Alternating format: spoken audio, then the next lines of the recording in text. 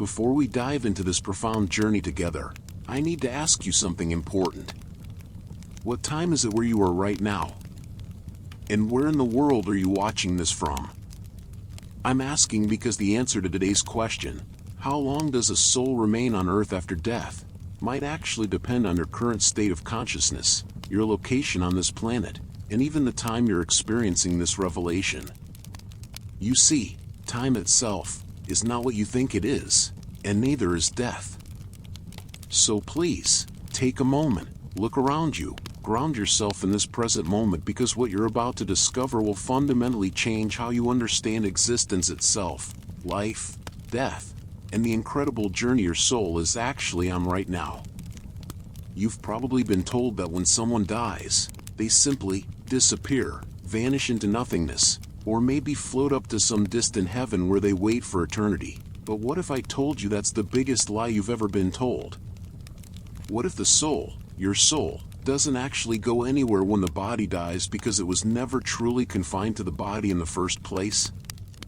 What if death is nothing more than a costume change in an eternal theater, and what we call remaining on Earth is actually just one layer of an infinite, multidimensional existence that's happening right now, simultaneously, across countless planes of reality? Every night when you go to sleep, you think you're just resting your tired body. But what if I told you that sleep is actually your soul's nightly practice run for what you call death? And every single dream, every moment of unconsciousness, is proof that your consciousness has never been limited to this physical form?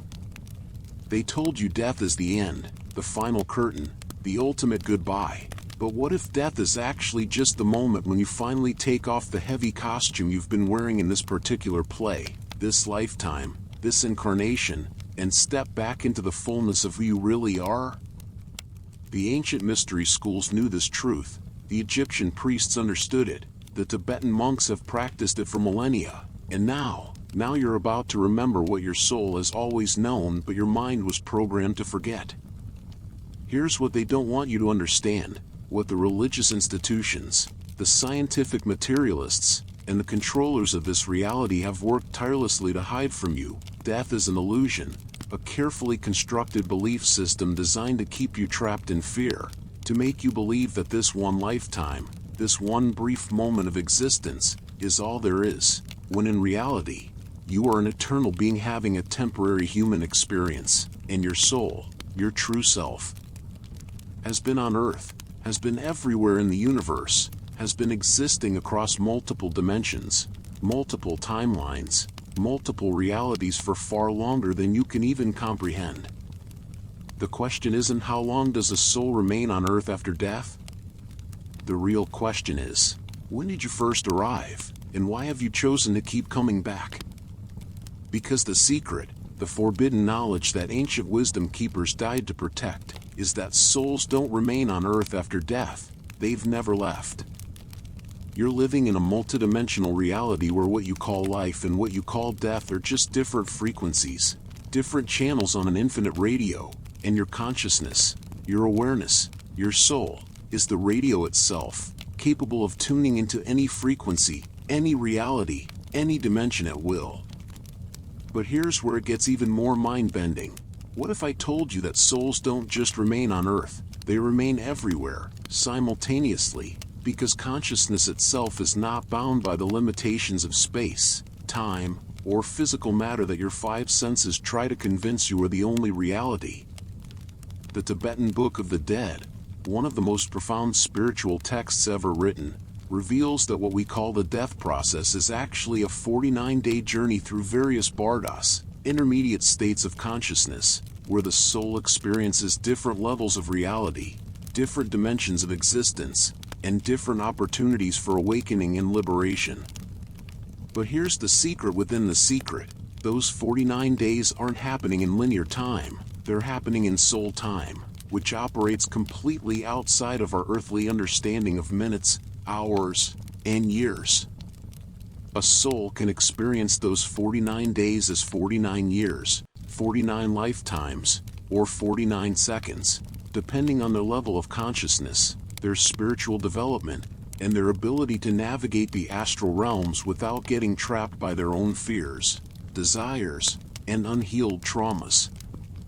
The ancient Egyptians understood this too, which is why they created such elaborate death rituals, mummification processes, and funerary texts, not because they were obsessed with death, but because they knew that death was just a transition, a doorway, a graduation ceremony from one level of existence to another, and they wanted to ensure that souls had the knowledge, the tools, and the spiritual technology needed to navigate this transition consciously and successfully.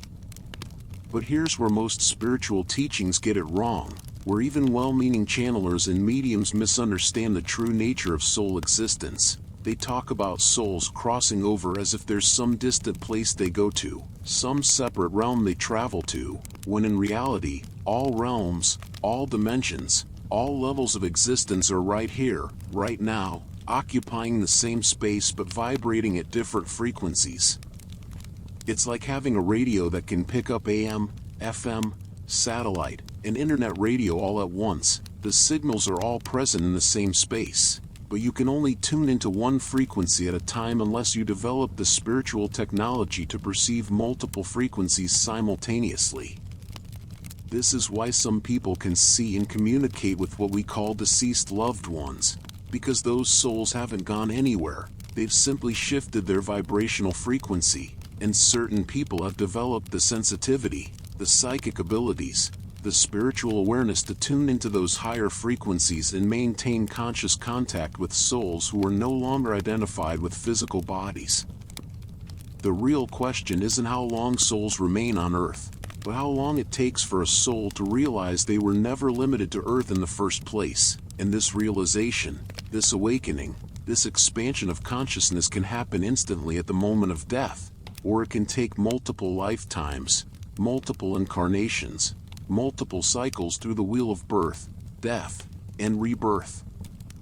The Buddhist teachings speak of different types of beings who die in transition with varying degrees of consciousness and spiritual development. Some souls recognize the clear light of ultimate reality immediately upon death and merge with the Absolute, experiencing what we might call instant enlightenment or liberation from the cycle of reincarnation, while others get caught up in the Bardo experiences, the intermediate states between death and rebirth, where they encounter projections of their own mind, manifestations of their karma, and opportunities for healing and growth that they may or may not recognize and utilize. Then there are souls who become so attached to their earthly identity, so afraid of letting go, so convinced that their personality, their memories, their relationships are who they truly are, that they create what we call earthbound spirits or ghosts. But these aren't actually souls trapped on Earth, they're souls trapped in their own limited beliefs about Earth, creating a kind of self-imposed prison of consciousness that exists between dimensions. Here's something that will blow your mind. According to the most advanced spiritual teachings from cultures around the world, from the Hermetic traditions of ancient Egypt to the shamanic wisdom of indigenous peoples to the mystical insights of Christian Gnostics, souls don't experience death the way we imagine it because souls exist in what's called eternal now consciousness, a state of being where past, present, and future exist simultaneously, where all lifetimes, all experiences, all incarnations are happening at once in one eternal moment of infinite possibility. This means that when we ask how long does a soul remain on Earth after death, we're asking the wrong question because we're assuming that death happens in linear time, that souls exist in linear time, that Earth exists in linear time, when in reality, time itself is just another illusion, another layer of the matrix, another belief system that keeps us trapped in limited thinking about the true nature of existence. Your soul, the real you, exists outside of time, outside of space, outside of the physical laws that govern this dimension, and what you call your life is just one thread in an infinite tapestry of experiences that your soul is weaving across multiple dimensions, multiple realities, multiple universes simultaneously. But here's where it gets really practical, really personal, really transformative for your life right now. If souls don't actually leave Earth when bodies die, if consciousness is truly eternal and multidimensional, if what we call death is just a transition between frequencies of existence, then this means that every single person you've ever loved who has died is still accessible to you right now, not as a memory, not as a concept, but as a living, breathing, conscious being who exists at a frequency just slightly above the range of your normal perception. This is why so many people report feeling the presence of deceased loved ones, receiving signs and messages, experiencing dreams and visitations that feel more real than waking reality, because they are more real than what we call waking reality. They're communications from the eternal aspect of those souls who have simply shifted their focus to a higher dimensional existence while maintaining their love, their connection, their relationship with you across the apparent boundaries of life and death. The ancient mystery schools taught their initiates a profound secret about death and soul existence that completely revolutionizes how we understand the afterlife. They taught that consciousness itself is like water, and physical incarnation is like water freezing into ice. The ice appears solid, separate, individual, but when it melts, it doesn't disappear. It simply returns to its true nature as water, as consciousness, as the infinite ocean of being from which it never actually separated. This means that when someone dies, their consciousness doesn't go somewhere else, it simply expands back into its natural state of infinite awareness, no longer identified with the particular ice cube shape it had assumed during physical incarnation, but still fully present, still fully conscious, still fully capable of love, communication, and connection with other aspects of consciousness who are still playing the game of physical embodiment. The Sufi mystics called this fana, the dissolution of the ego self into the eternal self, and they practiced it while alive through deep meditation, mystical experiences, and surrender to the divine, understanding that death is simply the ultimate fana, the final letting go of the illusion of separation between individual consciousness and universal consciousness.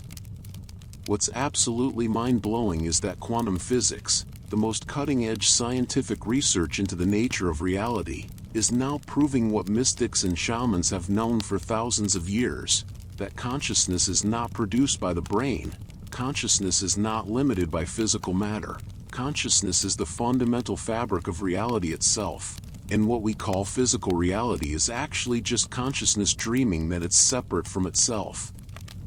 This means that when the brain stops functioning at death, consciousness doesn't disappear because consciousness was never dependent on the brain in the first place. The brain was simply a receiving device, a radio antenna, a focusing mechanism that allowed infinite consciousness to have a particular, limited, focused experience of itself as a human being in a physical body on planet Earth.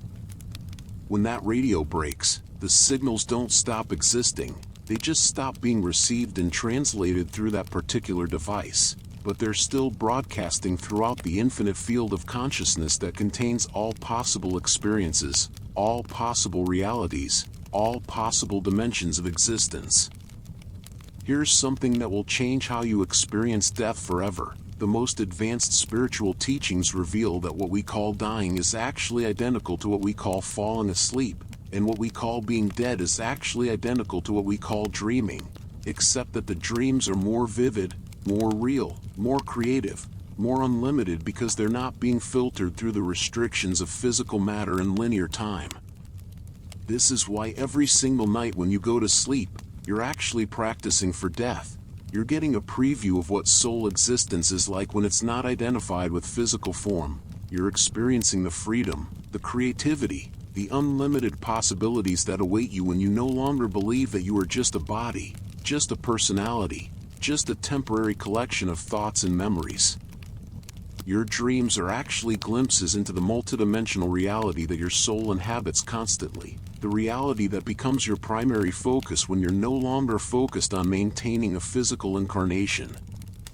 The Egyptian Book of the Dead, which should really be called the Book of Coming Forth by Day, contains detailed maps and instructions for navigating the afterlife realms. But what most people don't understand is that these weren't just metaphorical or symbolic teachings, they were practical, technical manuals for consciousness, step-by-step guides for maintaining awareness and intentionality during the death process and beyond. The Egyptians understood that death is not something that happens to you, It's something that you do, a conscious choice, a spiritual skill that can be developed and mastered through practice, preparation, and understanding. They knew that souls who die consciously, who maintain their awareness during the transition, who understand the nature of reality and their own true identity as eternal consciousness, can navigate the afterlife realms with complete freedom, choosing their next incarnation, their next experience, their next opportunity for growth and service with full awareness and intentionality rather than being unconsciously drawn back into physical embodiment by unresolved karma and unconscious desires. But here's the most profound secret of all, the one that will transform not just how you understand death but how you live every single moment of your life. The reason souls remain on Earth after death is not because they're stuck here, not because they can't let go, not because they don't know they're dead, but because Earth itself is a multidimensional being, a living consciousness, a spiritual academy for soul development, and what we call Earth includes not just the physical planet, but countless dimensions, countless levels of reality, countless classrooms for consciousness to learn, grow, evolve, and remember its true nature. The physical Earth that you can see and touch is just the kindergarten level, the entry-level experience for souls who are just beginning their journey of awakening. But there are infinite higher dimensions of Earth, more beautiful, more expanded, more harmonious versions of this same reality where souls continue their education, their service, their evolution long after they've graduated from the need for physical bodies. The Native American traditions speak of the great mystery, the understanding that death is not an ending but a returning, a coming home to the eternal web of life that connects all beings, all consciousness, all existence in one infinite, living, breathing organism of love and awareness. They understood that when someone dies, they don't leave the tribe, they don't leave the community, they don't leave the earth, they simply move to a different lodge, a different level of participation in the eternal dance of life, death, and rebirth that keeps the whole universe spinning in perfect harmony and balance. This is why indigenous peoples maintain such strong connections with their ancestors, not as memories of the past but as living presences, active participants in the ongoing life of the community, advisors and guides and protectors who continue to serve and support the people from the expanded perspective of disembodied consciousness. The Hindu concept of Pitraloka, the realm of the ancestors, reveals another profound truth about soul existence after death, that souls don't just remain on Earth randomly or accidentally, but serve specific functions, fulfill specific purposes, maintain specific relationships and responsibilities even after physical death. The ancestors are understood to be living beings who continue to influence, guide, and support their descendants through multiple generations, creating an unbroken chain of consciousness that connects past, present, and future in one eternal family of souls. This is why Hindu families perform elaborate rituals, offerings, and ceremonies to honor and communicate with their ancestors, not out of superstition or tradition, but out of practical understanding that these souls are still actively involved in the spiritual development and material welfare of their family lineage. Here's something that will completely revolutionize how you understand your own purpose and mission in this lifetime. If souls remain on Earth in multidimensional ways after death, if consciousness is eternal and unlimited, if death is just a transition between different levels of service and participation in the great work of cosmic evolution, then your soul has been working on the same projects, the same missions, the same purposes for thousands of years, thousands of lifetimes, thousands of incarnations, and the people in your life right now, the challenges you're facing, the gifts you're developing, the healing you're doing are all part of an ancient soul group project that extends far beyond this one lifetime. The souls who have died from your life, your parents, grandparents, friends, loved ones, are still part of your soul group, still working with you on the same cosmic missions, still supporting your growth and awakening from expanded dimensions of reality where they have access to wisdom, guidance, and perspectives that can help accelerate your spiritual development and fulfill your highest potential. The Kabbalistic teachings about the world of souls reveal that consciousness exists in 4 primary dimensions: the physical world where we have bodies, the emotional world where we experience feelings and desires, the mental world where we work with thoughts and ideas, and the spiritual world where we exist as pure consciousness, pure love, pure awareness.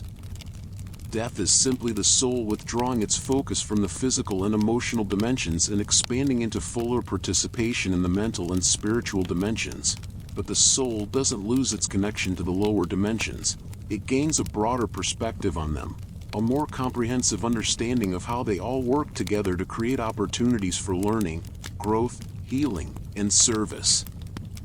This is why souls who have died often become sources of wisdom, guidance, and inspiration for those still focused primarily on physical incarnation. They've gained access to the big picture perspective that allows them to see patterns, purposes, and possibilities that aren't visible from the limited viewpoint of physical embodiment. What's absolutely fascinating is that modern research into near-death experiences, out-of-body experiences, and consciousness exploration is providing scientific validation for what mystics and shamans have always known: that consciousness can and does exist independently of the physical body, that there are realms and dimensions of reality beyond physical matter, that communication and interaction between different levels of consciousness is not only possible but natural and ongoing. People who have clinical death experiences and return to life consistently report encountering deceased loved ones, receiving profound teachings and revelations, experiencing realms of incredible beauty and love, and gaining absolute certainty that consciousness survives bodily death and that death is actually a liberation into expanded awareness rather than an ending of awareness. These aren't hallucinations or wishful thinking. They're direct experiences of the multidimensional nature of reality, glimpses into the true scope of existence that souls inhabit when they're no longer limited by identification with physical form. The shamanic traditions from cultures around the world all include practices for communicating with the spirits of the dead, not because these cultures are primitive or superstitious, but because shamans are trained to perceive and navigate the multidimensional aspects of reality that most people can't see. They understand that what we call the dead are actually just souls operating at frequencies slightly above normal human perception, and with the right techniques, the right consciousness training, the right spiritual technology, anyone can develop the ability to perceive and communicate with these souls. The shamanic journey, the vision quest, the soul retrieval practices, the plant medicine ceremonies, all of these are methods for expanding consciousness beyond the limitations of ordinary reality and accessing the expanded realms where souls continue to exist and evolve after physical death.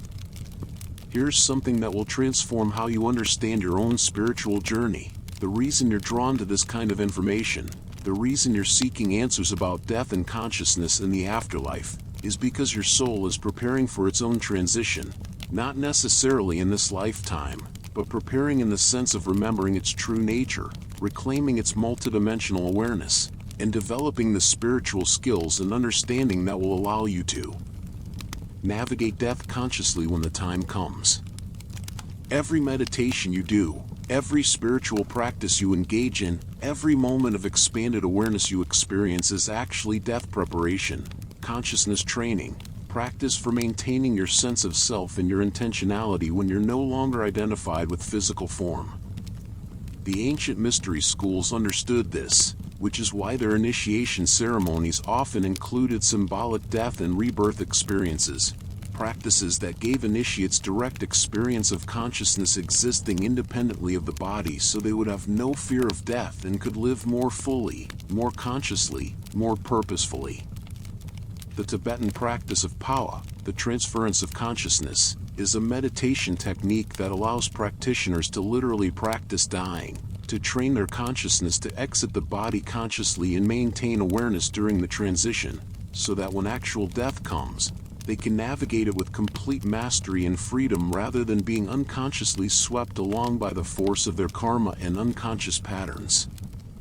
But here's the secret that makes this practice so powerful. When you develop the ability to transfer consciousness out of the body at will, you realize that you are not the body, you are not the personality, you are not the thoughts and emotions and memories that you usually identify with. You are pure awareness, eternal consciousness, unlimited creative potential that has chosen to have a temporary experience of limitation for the purpose of growth, learning, service, and play.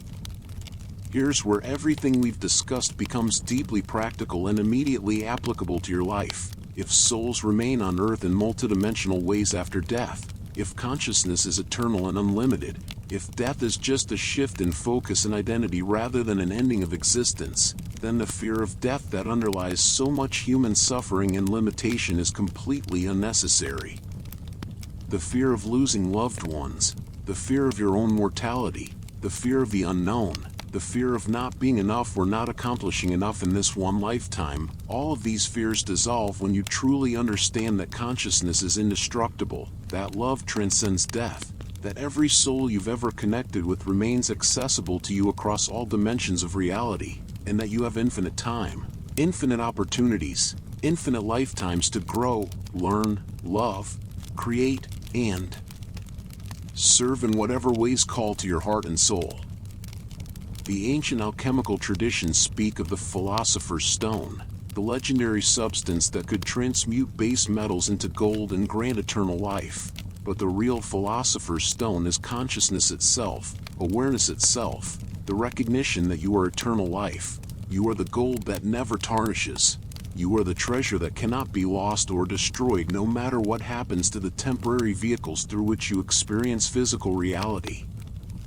This recognition, this remembering, this awakening to your true nature as eternal consciousness is the real purpose of all spiritual practice, all meditation, all inner work, not to prepare for some distant afterlife, but to remember who you really are right here, right now, in this moment, in this lifetime, in this incredible opportunity to experience yourself as both infinite and intimate, eternal and embodied, divine and human simultaneously. The question, how long does a soul remain on Earth after death, reveals itself to be based on a fundamental misunderstanding of the nature of soul, death, Earth, and time itself. Souls don't remain on Earth after death because souls were never limited to Earth in the first place. Death is not an event that happens to consciousness, it's an expansion of consciousness beyond the boundaries of physical identification. Earth is not a place that consciousness visits temporarily, it's one frequency in an infinite spectrum of reality that consciousness can tune into at will. Time is not a river that carries souls from past to future, it's an ocean of eternal now in which all possibilities exist simultaneously. When you truly understand these truths, when you integrate these realizations into your daily life and moment-to-moment awareness, you discover that you don't have to wait for death to experience your eternal nature, you don't have to lose someone to maintain your connection with them, you don't have to fear the unknown because the unknown is simply the unlimited, and the unlimited is what you truly are. So the next time someone asks you how long a soul remains on Earth after death, you can share with them the profound truth that souls don't remain on Earth after death. They expand into fuller participation in the infinite dimensions of reality while maintaining their eternal presence everywhere, including Earth, including the hearts and minds of everyone they've ever loved, including the ongoing evolution of consciousness itself. And you can invite them to discover for themselves, through meditation, through spiritual practice, through opening their hearts and minds to the mystery and wonder of existence, that death is not the opposite of life. Death is the completion of one movement in the eternal dance of consciousness exploring itself through infinite forms, infinite experiences, infinite expressions of love, creativity, and awakening. This is the forbidden knowledge that transforms fear into wonder, separation into connection, endings into new beginnings, and finite human experience into recognition of your infinite, eternal, multidimensional nature as consciousness itself, playing the grand game of hide-and-seek with itself across all realms, all dimensions, all possibilities of existence. Remember, you are not preparing for death, you are preparing for life, infinite life, eternal life. multidimensional life that has no beginning and no ending but only infinite expressions of the love and awareness that you truly are. And in this remembering, in this awakening, in this return to your true nature, you discover that the question was never how long does a soul remain on earth after death, but rather when will you awaken to the truth that you are an eternal soul having a temporary human experience, and how will you choose to express your infinite nature through the precious gift of this incarnation, this moment, this breath, this heartbeat, this opportunity to love, to serve, to grow, and to remember who you really are?